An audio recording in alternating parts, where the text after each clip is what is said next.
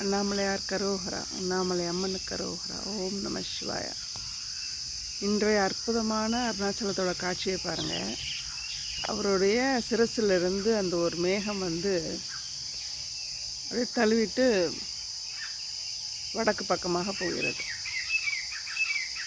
என்ன ஒரு அற்புதம்! அப்படிலாம் நல்ல மழை. நான் காலையில் ஒரு மேகம் கூட எதுவுமே இல்லை. சூரியன் ஜஸ்ட்டு இப்போ தான் உதயமாக போகுதுன்னு நினைக்கிறேன். இப்போ தான் 5:45 ஆகுது.